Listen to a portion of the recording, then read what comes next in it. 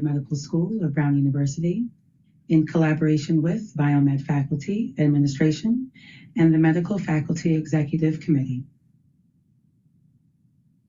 Here are the learning objectives for today's session. Displayed here is the disclaimer and privacy policy of the Brown Office of CME. Shortly after the session ends, please anticipate receiving an email which will include a link to an evaluation and the credit claiming process. For any questions related to the accreditation of this session, please feel free to reach out to the email provided here, cme@brown.edu. Thanks so much for your attention. It is now my pleasure to turn it over to Dr. Sear. Great. Thank you, Michelle. And good afternoon again, everyone. I am still Dr. Michelle Sear, Senior Associate Dean for Academic Affairs in the Division of Biology and Medicine. On behalf of Brown University and the Division of Biology and Medicine, I'd like to welcome all of you and thank you for taking the time out of your busy schedules to participate in this afternoon's promotion workshop for academic track faculty. As the Senior Associate Dean for Academic Affairs, one of the offices I oversee is the Office of Biomed Faculty Administration, which supports more than 2,000 faculty in the division. Together, we facilitate the recruitment, appointment, retention, and promotion of faculty members across 4 basic science departments, 14 clinical departments, and 2 hybrid departments. One of the ways in which we support our faculty is through informational workshops like this. Similar to past years, we've split this event into 2 workshops, allowing us to focus on the different needs of our 2 groups of medical faculty. The clinical tracks faculty, who are on the clinician educator and clinical tracks. That workshop was held last week. And today we're presenting the academic tracks faculty workshop for faculty who are on the teaching scholar, clinician scholar, research scholar, and Perens research tracks. I'd like to thank and recognize the groups who've made this workshop possible, starting with the Office of Biomed Faculty Administration, with a special shout out to Heather Robichaux, who did the major lifting to plan this program, the Office of Continuing Medical Education, and our panelists and breakout session presenters who are graciously given their time to share their wisdom and experiences. I also want to thank the Medical Faculty Executive Committee for co-sponsoring this workshop.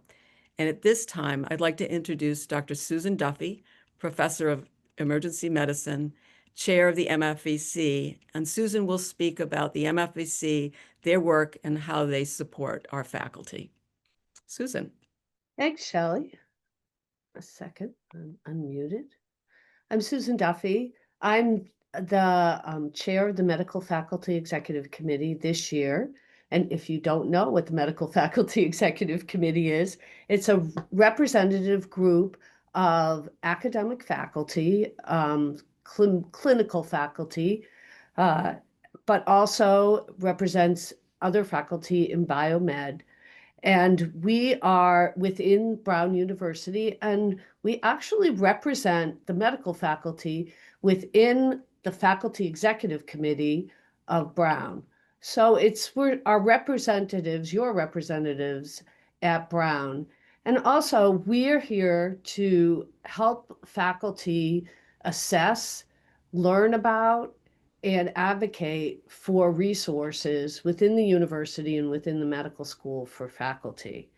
And that includes, there's a number of resources that are available when we become medical faculty. And we met this morning, and as an example, our discussion really was focused on how we as medical faculty access resources at Brown. So if you've got interest, there's a number of faculty members who are from all different areas within the clinical university. And if you're interested in joining, it's a yearly ballot, and always looking for bright new faces. Thanks. Great. So thank you, Susan, very much. And thank you again to the MFVC for co-sponsoring this event. and for all that they do to represent and support our clinical department faculty. Before I begin my presentation, let me start with some logistics. The first hour of the workshop is being recorded, and the breakout sessions will not be recorded. Later, the recording will be available on the BMFA website. As we proceed, please submit any questions that you have via the chat function directly to Alex Kelleher. Alex will be monitoring the site throughout the program, and she'll be able to ask your questions of our panelists when we convene the panel. I'll start the program with a general overview of the promotion process, followed by the panel discussion, when there will be ample time and opportunity for our panelists to address your questions. So at this time, I will share my screen so that you can follow along with the PowerPoint presentation. And that PowerPoint presentation will be available on the BMFA website over in the next few days. And so I'd just remind you that you don't need to take any notes. There are some slides that are relatively complicated, and they'll be available at the BMFA site. So let me try to share my screen here. I think do this. This is always the moment of stress. Can you see my screen? Yes. Okay, excellent. All right, so that is the title slide. It's pretty clear. All right, so the goals of the workshop are really to provide some basic information about the faculty tracks, the promotion dossier and process, and the timeline for promotion. I'd also like to be able to dispel any myths that are out there.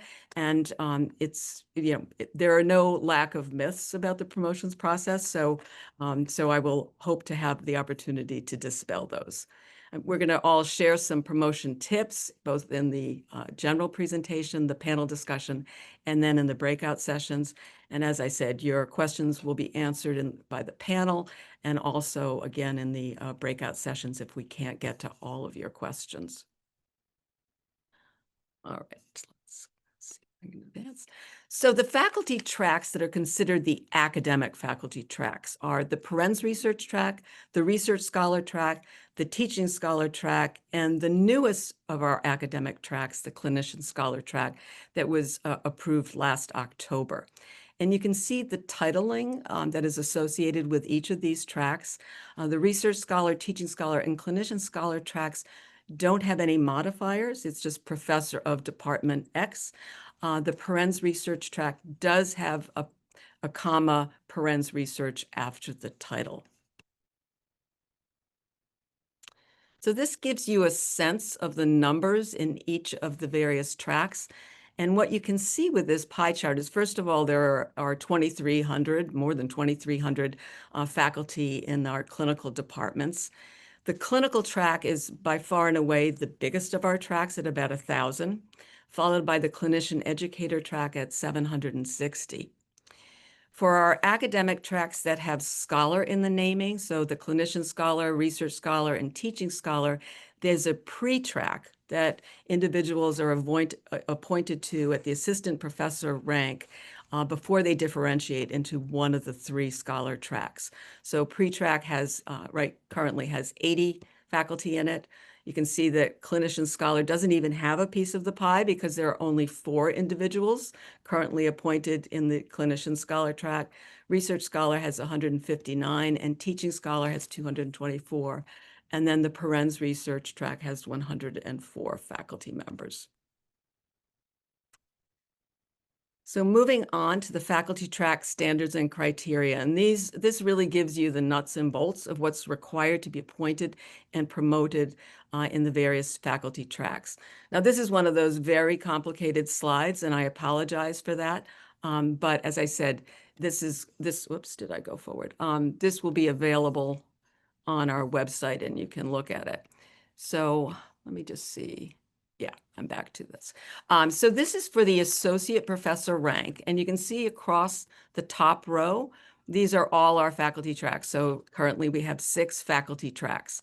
And then along the far left column, you can see the criteria associated with each of those faculty tracks. at this rank of associate professor. So focusing on the highlighted yellow area, which are the academic tracks, you can see that independent or collaborative research is required, not unexpectedly, for the research scholar and Perens research track, and not required for teaching scholar or clinician scholar. Grant funding likewise is required for the research tracks. Scholarly productivity and publications are required for all 4 of our academic tracks. But I would just say here that the scholarship that is considered scholarship in the tracks varies a little bit. And for the research tracks, we're always looking for original peer-reviewed research publications.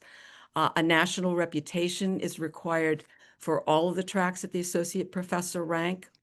Educational leadership is only required for the teaching scholar track. Teaching, mentoring, or advising excellence is required for all of the scholar tracks, but positively considered for the Perens research track. And we know that most of our Perens research faculty do advising and mentoring, but because they're often fully funded, they may not have the opportunity to do formal teaching. So that's why it's positively considered.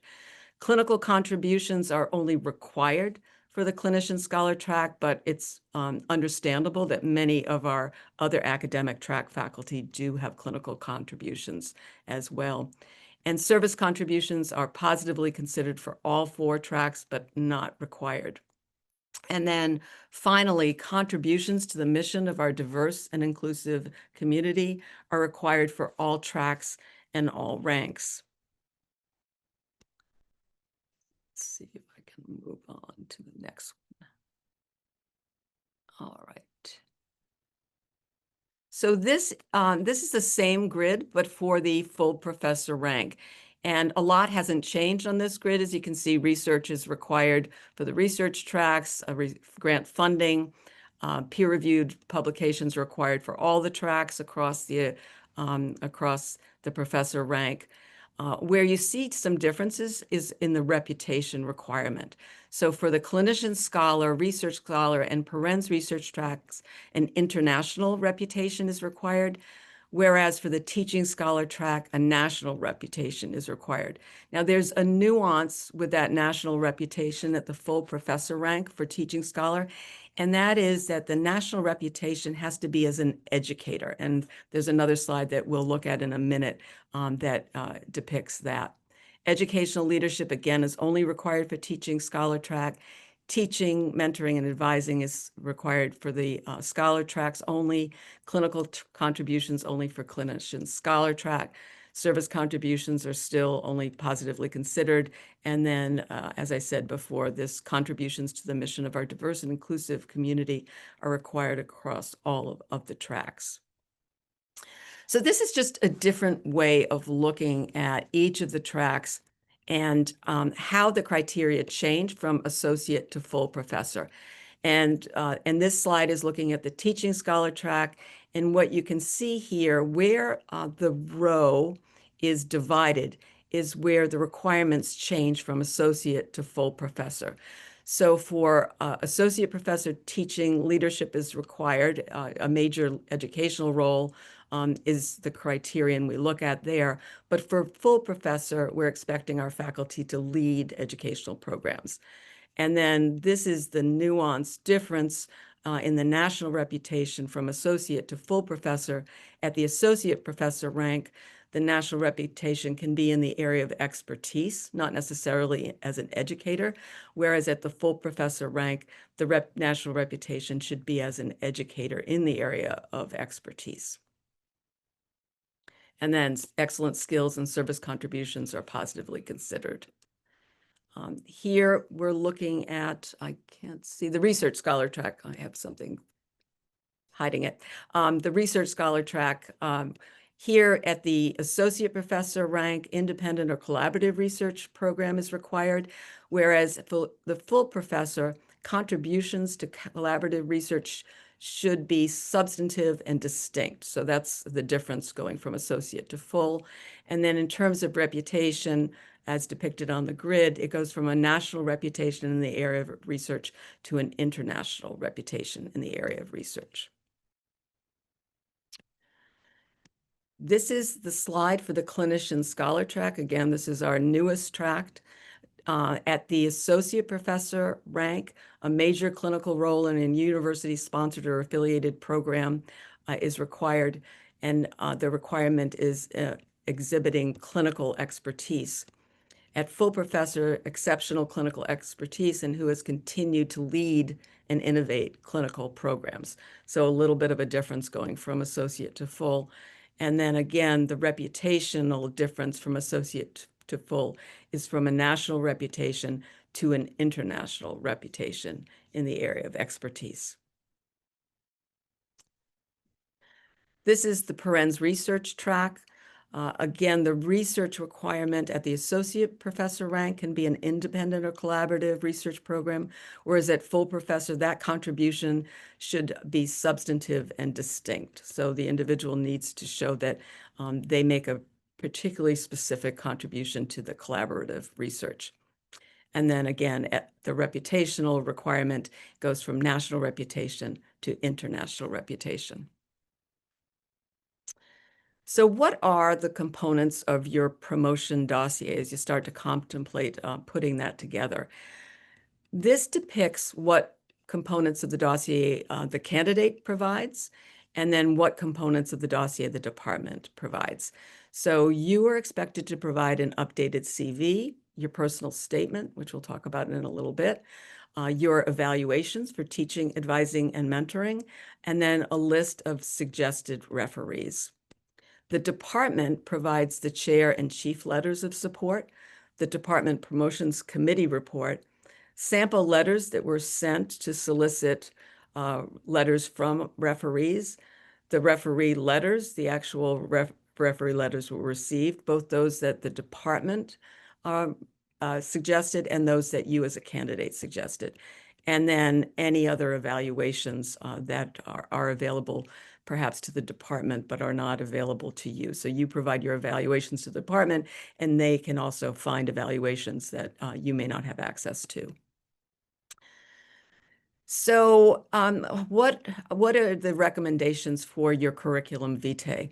So first, an overarching recommendation that I'd like to make is, as you think about putting your CV together, think about how you can make anyone who is reviewing that CV's job easier. So anything that you can do that can make it clear how you meet the Brown criteria will be appreciated by reviewers. So start by using the Brown format. The Brown format is available on the Biomed Faculty Administration website. It's at a very high level, and so there are very broad areas that you need to follow, but within those areas, you can certainly have subheadings to make it more specific to your work. Highlight your names on publications. Particularly, this is important when people are coming up in the research tracks, and it matters whether you're the first author or the last author, particularly. If you have grant funding, include the grant agency, your role on the grant, and then the dollar amount for the years of the grant. For presentations, be sure to separate your presentations into local, regional, national, and international. And this is particularly important because it is to your advantage to make these distinctions. Many presentations that you do may be at a local level, but the audience may come from the region or even be a national or international audience.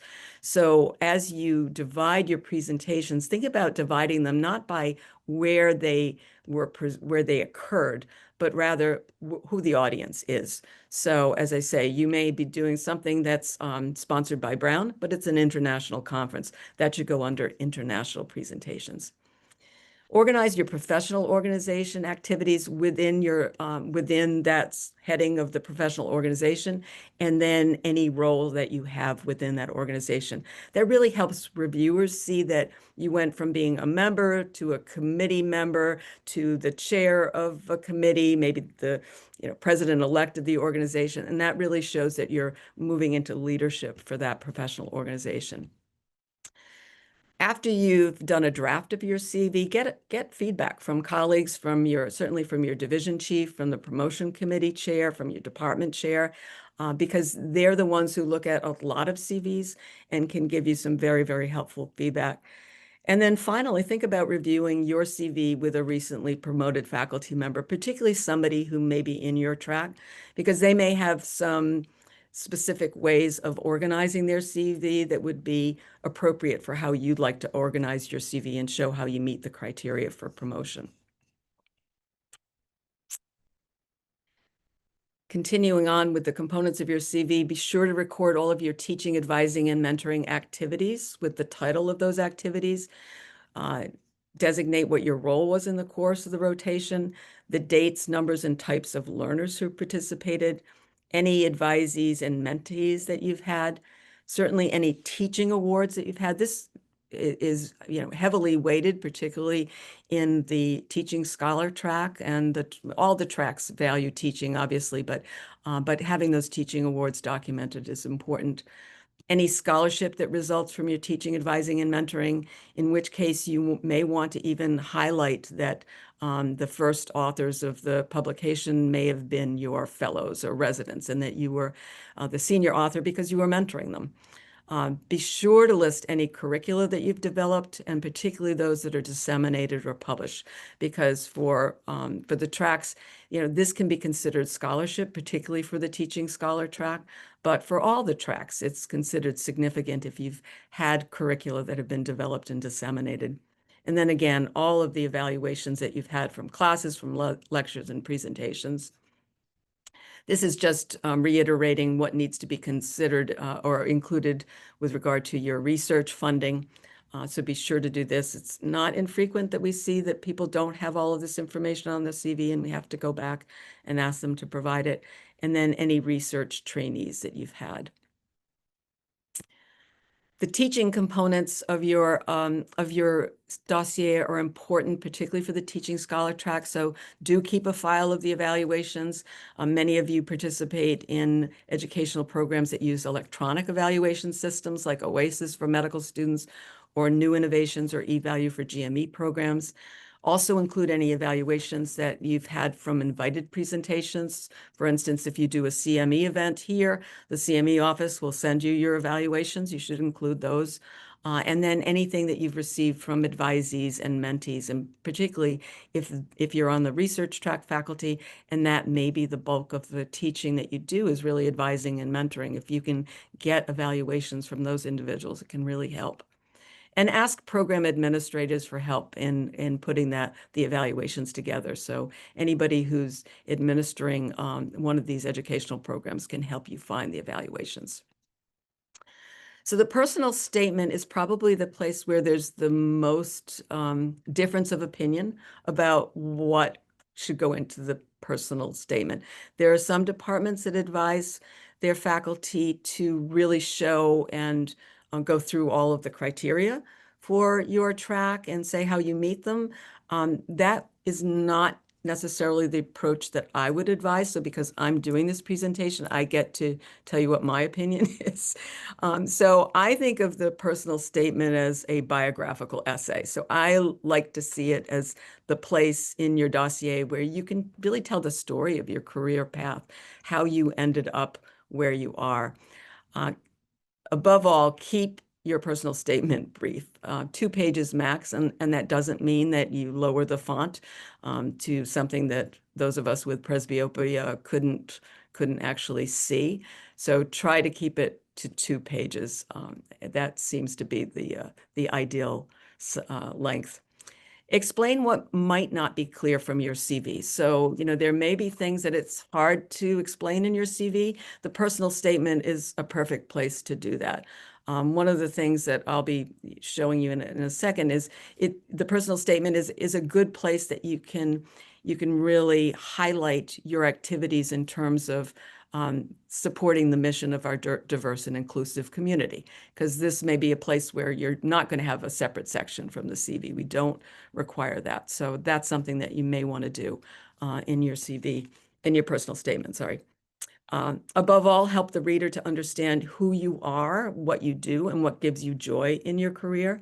And when you do this, just focus on what track you're on. So remember your track. So if you're in the teaching scholar track, you probably don't want to say that, doing R01 funded research is your passion and what, you live for in your career. So in that case, you probably want to talk about educational leadership and innovation. Present your goals, aspirations, and how you hope to realize them, because promotion is really sort of, it's a stamp of approval that you're going to continue to do great things and bring recognition to the university and the medical school. So explain, what your goals are and what you hope to do in the future. Again, remember your track. And like real estate, it's location, location, location, remember your track. So the diversity and inclusion criterion, and this is on our website in our standards and criteria, and the actual quote that is for all tracks, all ranks, is that individuals must demonstrate contributions to the research, clinical, teaching, and/or service missions of our diverse and inclusive community. And so this is a requirement. Evidence of these contributions can be summarized in your personal statement, as I just mentioned, or if you wish, you can include them in an optional additional section of your CV, but that is by no means a requirement. So referees are solicited when you come up for promotion, and the purpose of asking referees for letters is to get objective and unbiased assessment of how you meet Brown's promotion criteria, your reputation in your field, regional, national, or international as a researcher or educator, and the likelihood that you would be promoted at the referee's institution. So think about that when you're thinking about asking or suggesting people from other institutions. You may want to just see, what their criteria are at their institution. Although I've got to say that the committee understands that many institutions have very different tracks and criteria. So this is one of those things that can be, I think it's flexible, certainly. The referees should be at arm's length, so they shouldn't be any of your near and dear friends or relatives, but they may be people with whom you've collaborated on some things. But having them be at arm's length gives the strongest objective opinion about your meeting the criteria for promotion. The referees must be at your promotion rank or higher. So if you're going for associate, they need to be associate or full. And if you're going for full, they should be full professors. They may not know you, so you don't have to limit your list to the individuals who know you because they are provided with your dossier for your review. Although I think it does help if for your list to have individuals that you may know through your professional organizations, or you may have collaborated with on something on a paper or clinical trial. So the promotion timeline and process, I think for faculty often feels like it is very, very long. And I apologize for that. It is just a fact of life. I've got to say that having looked at some other institutions and done consultations for their promotions process, we are by no means an outlier. If anything, I think we have a little bit shorter timelines than some other places. The thing I like to say about our promotion timeline is for any of you who have ever made sourdough bread, there's the active phase of the sourdough bread making, and then there's the long inactive phase. So for you as a faculty member, there's the active phase of putting your dossier together, getting feedback, getting the okay to move ahead. And then there's the long inactive phase for you when your promotion committee is putting together the material, your dossier. So they're soliciting the referee letters. So that's really what can take a very long time or a significant amount of the entire timeline. So what are the steps for the promotion process? The first is that you and your division chief or department chair decide if the time is right for you. And this is often done in your annual review, often accompanied by a self-assessment to see if it is the right time. You are then informed of your departmental deadlines when you need to get your CV to your division chief and personal statement compiled, and when you need to prepare all of your other promotion documents. For most departments, there's a preliminary department review. And then the promotion committee and department chair informs you about whether you're ready to go forward with the promotion. So at that point, you're given the green light. Next, the department solicits the referee letters for candidates, and this is the time, and we'll hear from our panelists, I think that takes the most time is to solicit those letters and get them to put the entire dossier together. The department promotion committee then reviews the completed dossier and makes a recommendation to the chair. The department then submits the completed dossier to the Committee on Medical Faculty Appointments and Promotions, which includes the Department Promotion Committee report and also the chair letter. And then at that point is when the Committee on Medical Faculty Appointments and Promotions reviews your dossier and votes on your promotion.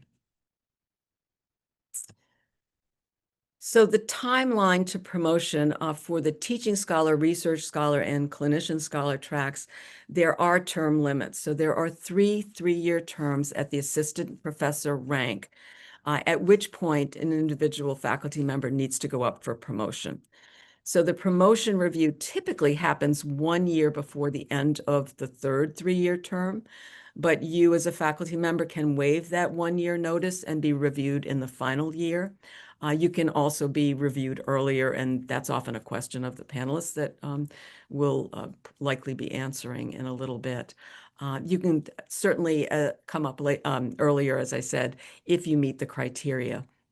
You can also request term extensions, and you are allowed to have up to 3 1-year extensions, so 1 per 3-year term during the course of 9 years. And these requests must be submitted within 1 year of whatever the event is. And the events might be if you were on parental leave or medical leave, or if you had something that happened with your trajectory toward promotion. For example, your research funding may have been shut down because of administrative priorities and you had to change course, or maybe you had a mouse line that didn't continue and you needed to revamp your research. So there are lots of reasons that you may request the extension. I am the one who approves that, and let me just say that I am very forgiving in terms of this. I often say that you can tell me you had a bad hair year, and I'll probably say it was okay to grant an extension. We granted extensions to everybody in the tracks that had up or out during the pandemic, because we knew that everybody was being derailed in their progress toward promotion. So this gives you an idea of the membership of the Committee on Medical Faculty Appointments and Promotions. So there are 8 members of the committee. They all must be full professors from the medical academic tracks or the campus-based tenure tracks. And there are, each individual serves for 3 years in a term. There are 5 members from the clinical departments, 1 member from the biology department, 1 from the School of Public Health, and 1 from another university department that is not public health or biology. And right now we have somebody from chemistry. The committee, all members of the committee review all senior level promotions and appointments in clinical departments. We meet throughout the academic year. We actually meet every 2 weeks throughout the academic year with a break over the holiday session, as well as a break during the summer, because we do have campus-based faculty who are not necessarily working on committees during the summer. All committees read all the dossiers and formulate questions for the department chair. We have a discussion of the questions that have arisen in the reviews, and then we invite the department chair into the meeting to present candidates and answer any of the questions that have arisen during our discussion. So this just gives you a sense of the timeline and what happens. So the Department Promotion Committee, once it approves your promotion, sends it on to the chair of the department. Once the dossier is completed, it comes into the CMFA Faculty Administration website. We have the meeting and vote on the action. The chair is allowed to inform you after that meeting of the vote of the committee, with the caveat that that is a recommendation that then goes to the dean of the medical school, followed by the provost and the president. And once the dean, the provost, and the president have approved that action recommendation from CMFA, that's when you as a faculty member would receive a letter. And the letter states that you have been approved for your faculty promotion, contingent on the expected approval by the university corporation, which is the final step. But we send the letter out prior to that approval. So that is the end of my PowerPoint presentation. I hope that you have been submitting questions via the chat to Alex Kelleher, because now we're going to move into the panel discussion. So I am going to invite our panelists to join me and introduce themselves. And I'm going to stop sharing. This is just a list of our panelists, but because they're going to introduce themselves, I think I can stop sharing this.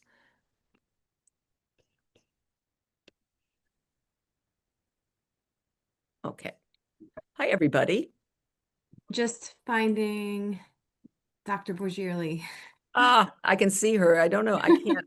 I don't have the technical skills to move her into. Got you. Here we go. Okay. All right.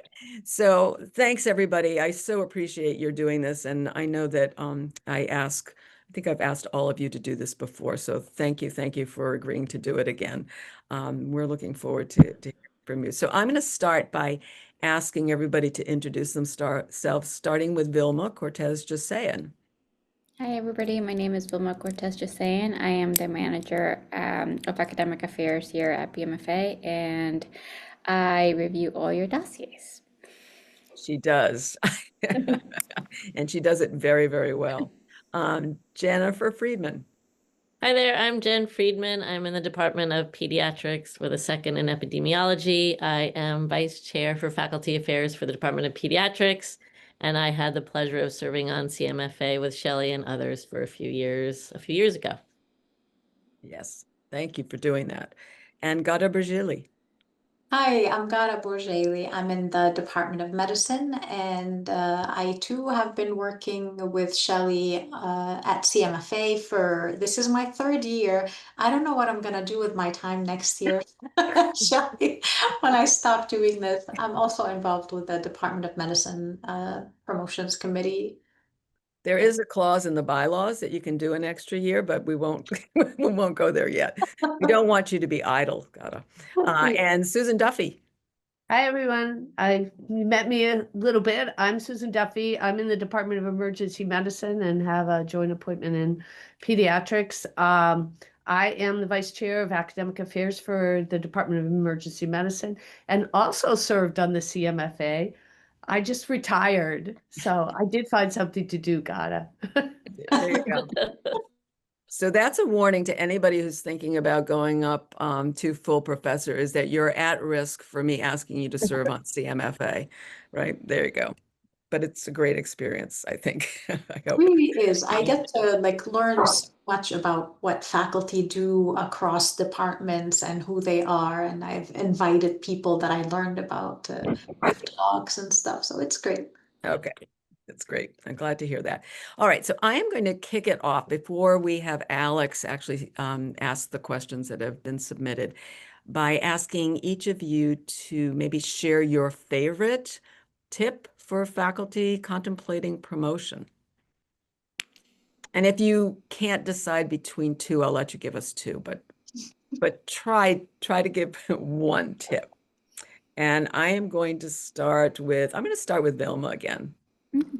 Thanks, Shelley.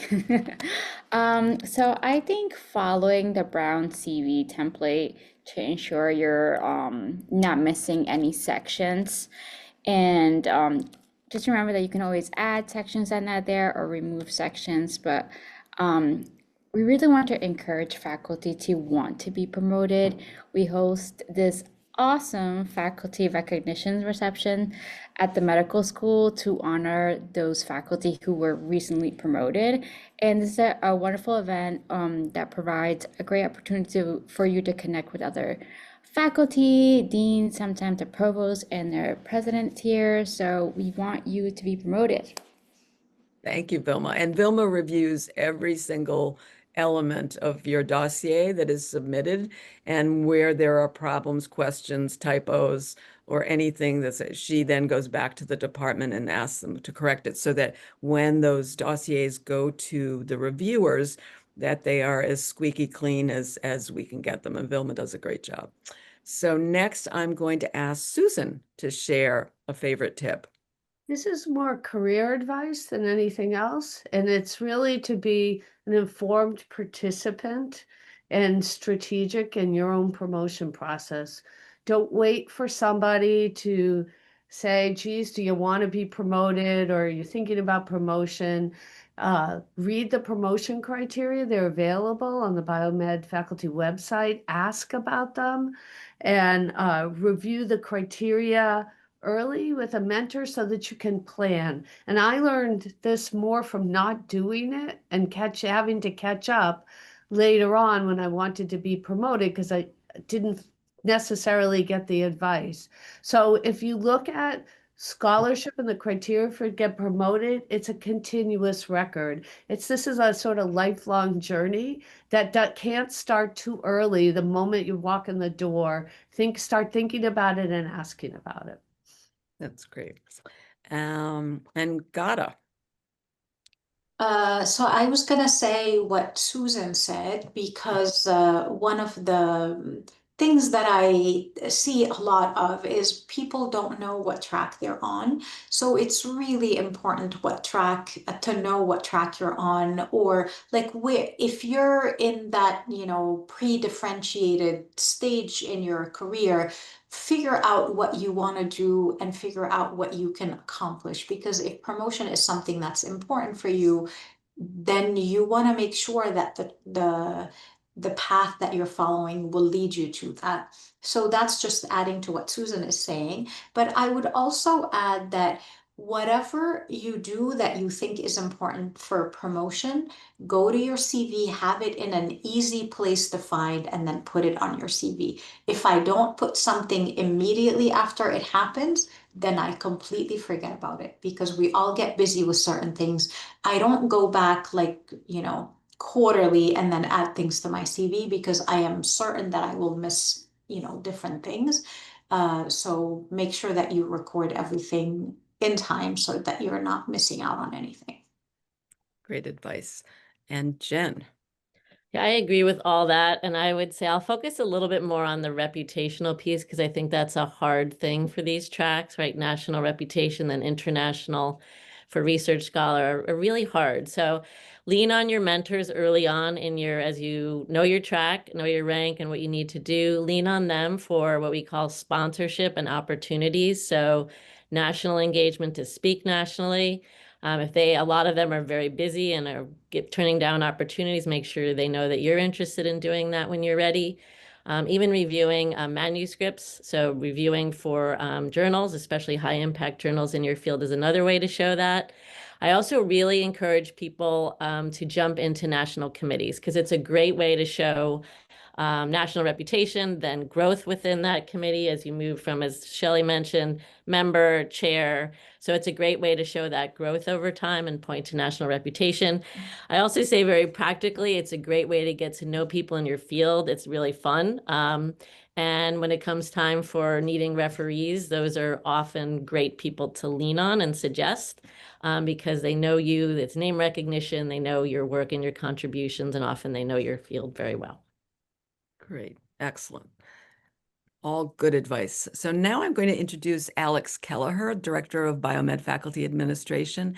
And Alex has been monitoring the chat, and she is going to pose the questions to the panel. Yep, I'm ready to go. So first, just to help quickly answer a question that's come in, just as a reminder, With this part of the session being recorded, at the end of things, we will be working over the next couple of weeks to get the recording finalized, and then we will be posting this along with the presentation to our BMFA website. So once that's all completed, we will be blasting out just a notice to everybody who registered for the session that the materials have been posted and you can access them there again on our BMFA website. So next, turning to our panelists, a couple of questions I'm going to join together about referees. Does the referee need to be on the same track as you? And then also with identifying referees, how hard it is that individuals and departments are finding it to get referees, while you may need 6 letters that departments are asking people to recommend, 10, 12 people. And how can you identify arm's length colleagues, upwards of those numbers? Are there any suggestions or strategies?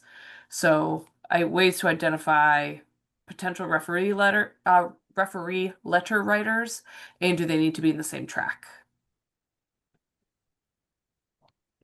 I'll just start with, no, they don't need to be in the same track. So don't worry about that, because the tracks for different institutions are very different.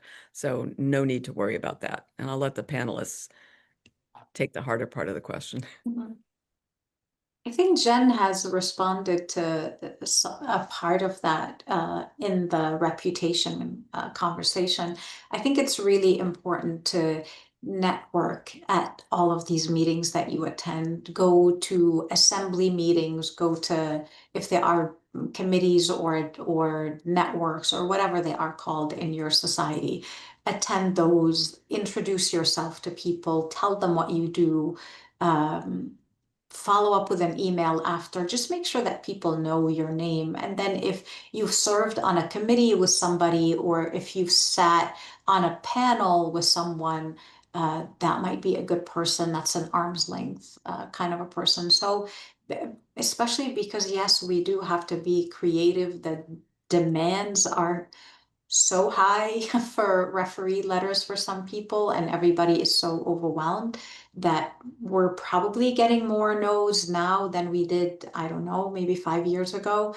And not because the person doesn't meet criteria or someone is hesitating to recommend them, but more because the demands on people's time is so high. So make sure that you cast a wide net of people, and then who kind of likes you and might write a good letter, and then they could be asked. It's also important to understand that the job of the referee is not to write you a letter of recommendation, but to review your dossier against the Brown criteria and determine if you meet the criteria for promotion based on Brown's criteria. And then they're also asked, if this person were at your institution, would they be promoted at your institution? So it shouldn't be someone who knows you well or that you have a direct association with. I recommend in my faculty just what God is saying to, people who know you sort of from a committee or have worked with you remotely, but you haven't worked with very, very closely, are really great people to be referees, or someone you knew when you were training and who's in the same subspecialty. But they aren't there to write you letters of recommendation, so you don't have to line up and get 8 million people to write you a letter of recommendation.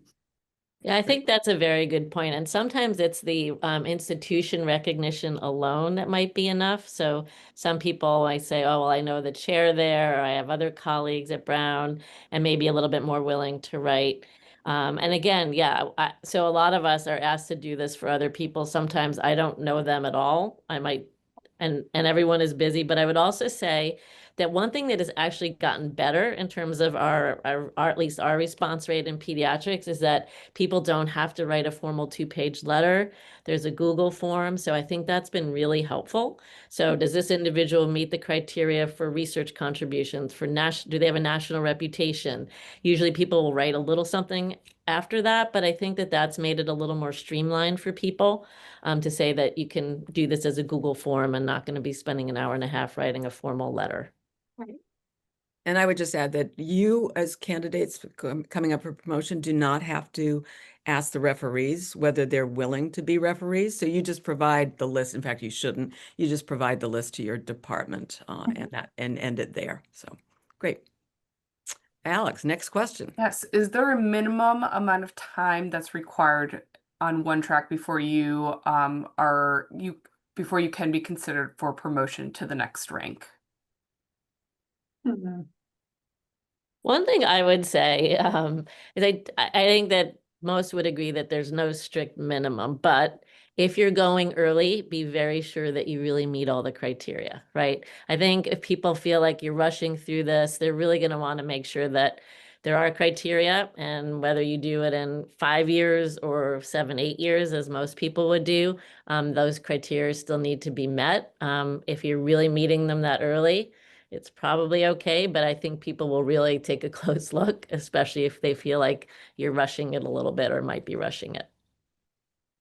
And I think it's important to understand why we talk about years on track is you had seen from Shelley's presentation that we talk about a continuous record of publication or academic productivity. So if you've done it for, 4 years, does that mean you're going to continue to do it or not? So these are some of the things that when people are reviewing your dossier, this is what they're thinking about. So they want to make sure that you're on this path, especially because you're on an academic track, that we expect you to be like, this is the tenure equivalent. Like we expect people to be continuing to do some of these things for a longer time. And when it's too short, then it's very hard to figure that out. So people that do get promoted early, they need to demonstrate, like Jen said, that they're like really a star and they have exceeded what what is required within that time frame so that they would be promoted on time or early. I mean, if you look at the criteria, it's really the role, you'll see the trajectory of establishing a national and international reputation. And that really does take time. Think about it when you go to ask Jen Friedman, do you know somebody? It really is, you look at your dossier is really looked at over a period of time.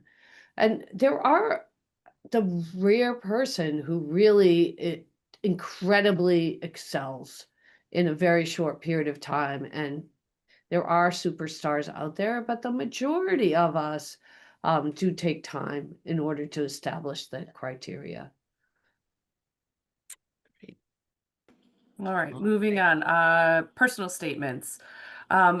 When writing a personal statement, can this be reflective of my whole path, or is it only my accomplishments at Brown? And whole path as a faculty member at other institutions, not my entire career. Whatever path you want to write about that you think has impacted your career, and will impact your future. I think it's your chance to tell a story in 2 pages. Yeah, I would also say definitely, especially if you come laterally. So if you've been at another institution and you come at the same rank, absolutely what you did at that other institution is important and you should feel free to talk about. It doesn't have to just be, what I've done for Brown, right? It really should be your career trajectory and what you've done, especially again, if it's within your current rank. All right. Next question. Is it possible to switch tracks, perhaps from the Perens research track to research scholar or into a teaching track if you are becoming more engaged with education? Maybe I should just answer this because it's sort of a procedural question. So within the academic tracks, it is absolutely possible to switch tracks without having to go through any search. It's called a search waiver process, because if you're in an academic track currently, then you were the product of a Brown approved search or a search waiver, used to be called pre-select. So you can switch tracks. However, if you're at a senior rank, at associate professor or full professor, you would have to go through a CMFA review, so a full department and CMFA review, because the criteria are different among the tracks. So that's the only caveat in terms of switching tracks at the senior ranks. Right. Publication question. What are the expectations for full professor, but I'll also put in, promotion to associate professor regarding the number of publications, or H-index?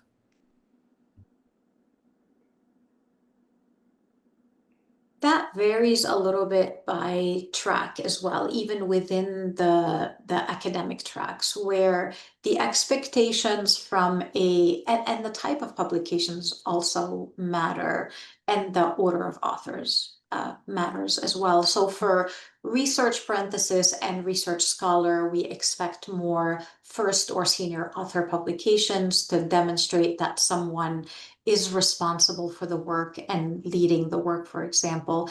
And we kind of look for a higher number of publications and a higher impact of publications. For teaching scholar, for instance, then we're more accepting of middle authorship, probably a slightly lower number of publications than the research scholar. And they don't all have to be original articles. So we accept more things like a review paper or more chapters or something like that that fall under that educational leadership, educational role, rather. And then for the clinician scholar, because we expect people on clinician scholar not to have necessarily their own independent research, but to be part of some collaborative efforts to run clinical trials, for instance, or something like that, but be productive from a clinical perspective, then the order of authors is the same. Now, the number is that varies from department to department, I have to say, and many departments don't necessarily have a number, but I would say that for an associate professor, for instance, on a research scholar or a research parenthesis track, that's like, at least a couple of papers a year, at least, and some people might require more than that. For the teaching scholar, it might be a little bit less, but something like that. I don't know what others feel because you're from different departments as well. I want to add that scholarship is a broad category. So it isn't necessarily peer-reviewed papers. I mean, I'm in emergency medicine. There's ultrasound, there's global emergency medicine, there's simulation. Everybody's got their own type of scholarship, and that includes everything from digital scholarship to validation of curriculum, to various media presentations. So I think that it's really variable, but I think the importance is the impact of the scholarship on and dissemination of the scholarship to a wider audience. So for a digital scholarship, who are your readers? Who are your listeners? The impact, just like an H factor.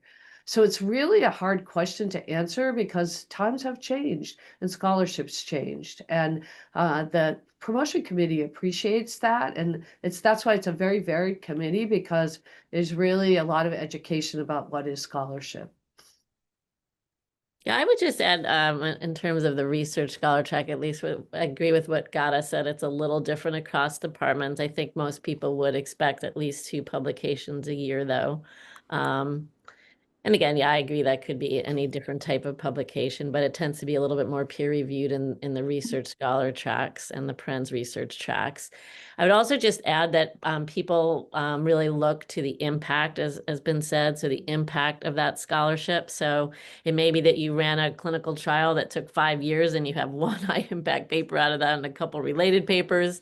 And so people see that, and your division, our job as a promotions committee, when we write for you in your summary to CMFA, is to say, maybe it's not a ton of publications, or they haven't quite hit 20 in their, assistant professorship, but boy, these were really high impact papers, took a lot of work, and a lot of their effort to run them, and they will really impact the field. So if you were asking a little bit about the H-Index, I think you're getting a little bit about the impact really is important to you. And we understand that some papers are harder to come by and get out, and partly because of that, sometimes have a little bit more impact. And I just say that we do not, a question came my way today, actually, in an email about H-Index, and we do not require it by any means, but some departments and candidates do provide it if it is supportive of the work that you do. And as Jen said, and got, the impact that it has had, because you might have one, fabulous, amazing, groundbreaking article in the New England Journal of Medicine. You probably don't need to have 2 publications that year. I don't, just saying that, so I think the committee, doesn't require the H-Index, but if it's supportive, you can certainly consider providing it, or your department can. If we have time, there's one last question in the chat that I would love to be able to ask the panel. And then we will have covered everything that came our way. How important is major funding, R01s, NIH funding, DoD, et cetera, for promotion? And more particularly on the Perens research track, would funding from foundations, associations, COBRE grants be sufficient to pursue promotion, or are federal grants essentially required?